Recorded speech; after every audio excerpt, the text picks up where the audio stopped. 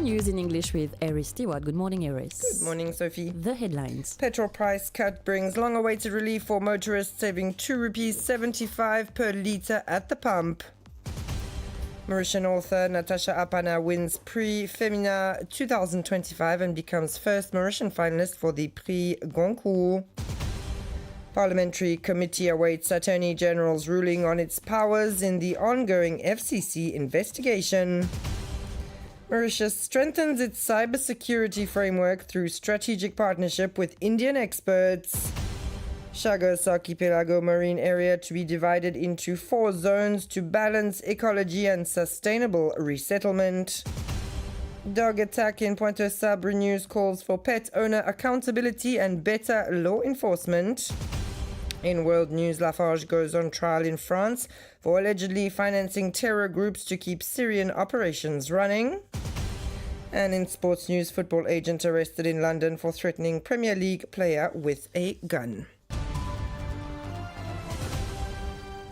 And we start this morning with some much-awaited relief for motorists. Since midnight, the price of petrol has dropped ₹2.75 per litre at the pump. The Petroleum Pricing Committee made its decision yesterday, 3 months after its last meeting. The price of diesel remains unchanged at ₹58.95 per litre. Commerce Minister Michael Sicken attributed this measure to a reduction of more than 4% on the global market. He emphasized that his ministry has acted with full transparency in its decision-making. And staying in news-making headlines, Mauritian author Natasha Apana has made history by winning the 2025 Prix Femina for her novel La Nuit au Cœur, a powerful story about violence against women. Already a winner in 2016, she now stands among the 4 finalists for the Prix Goncourt, France's most prestigious literary award, a first for a Mauritian writer. While acknowledging that the Femina and Goncourt rarely go to the same author, Apana says she's simply grateful for the recognition her work has received. Could the parliamentary committee responsible for overseeing the Financial Crimes Commission intervene in a case still under investigation? That's the question being raised by many voices following the launch of inquiries targeting former Commissioner Junaid Fakim and certain allegations of interference. Questioned on the matter, the chairman of the committee said he is awaiting a response from the Attorney General. However, according to the FCC Act, the committee's mandate is limited to administrative and financial supervision of the Commission without interfering in its daily operations. More on this subject with this report voiced over by Jenny Yalapa. The Financial Crimes Commission is currently going through a tense period with the Mamira Batouman case. Former Commissioner Barrister Junaid Harun Fakim is accused of having transmitted confidential information and act contrary to the provisions of the Financial Crimes Commission Act. Acting Director General Sanjay Dowdari, for his part, has denied any personal involvement, stating that this case is among the most important in the country and that investigations are continuing with rigor and integrity. In light of the situation, the chairman of the Parliamentary Committee, Junior Minister Danishra Damri, has said he is awaiting the opinion of the Attorney General to determine whether the committee is authorized to convene a meeting on a case still under investigation. Section 131, subsection 3 of the FCC Act is clear. The Parliamentary Committee cannot interfere in an investigation, request the reopening or closure of a case, or question officers about a specific matter. Its mandate is limited to the administrative and financial supervision of the Commission without interfering in its daily operations. An official clarification from the Attorney General's office is therefore expected to clearly define the scope of the committee's authority in this sensitive case.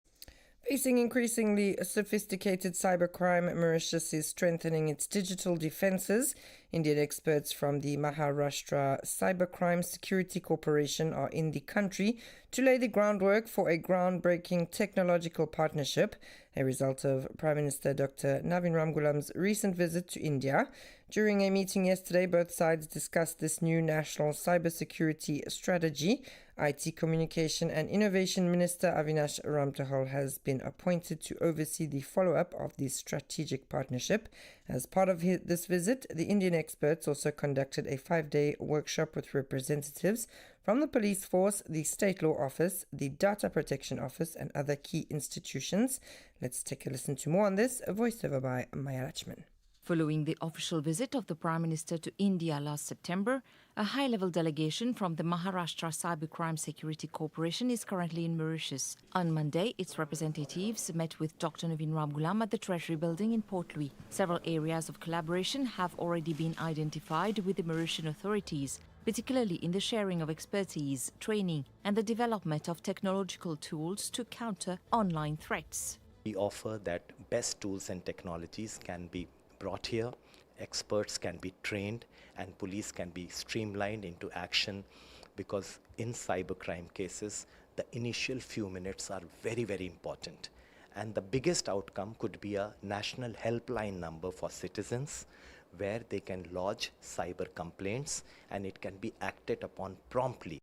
And in ecological related news, the marine protected area of the Chagos archipelago is set to be divided into 4 distinct zones, all designed to meet ecological priorities and support sustainable resettlement. A management and protection plan for each of the 645,835 square kilometers has been unveiled by the Prime Minister's office through an official communiqué. For this demarcation process, Mauritius is relying on standards set by the International Union for Conservation of Nature for marine protected areas. And in other news, in Pointe Sab, another dog attack has reignited debate about pet owner responsibility. Despite existing laws, some still allow their dogs to roam freely in the streets without a leash, endangering passers-by. This negligence is alarming, especially as some people continue to believe they can let their dogs out at night after a certain hour, an idea that is completely false under the law. We listen to more on this with Pranav Biari. The incidents occurred last week in the Pointe Sab area. A 51-year-old woman was returning home with a friend when 2 dogs suddenly rushed at her as they exited the property.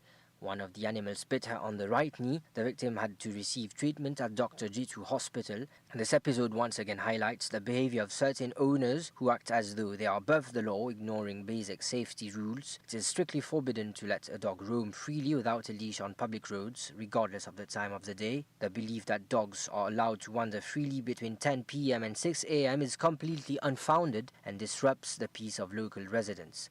While some police officers handled such complaints seriously, others seem reluctant to intervene, sometimes considering them minor issues.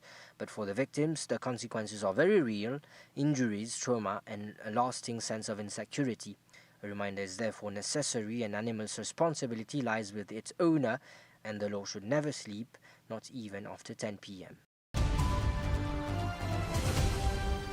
And you're listening to RM1. It's 9:09. We move to international news, where French cement giant Lafarge is going on trial in France for allegedly paying the Islamic State group and other jihadists to keep its Syrian cement plant running in 2013 to 2014.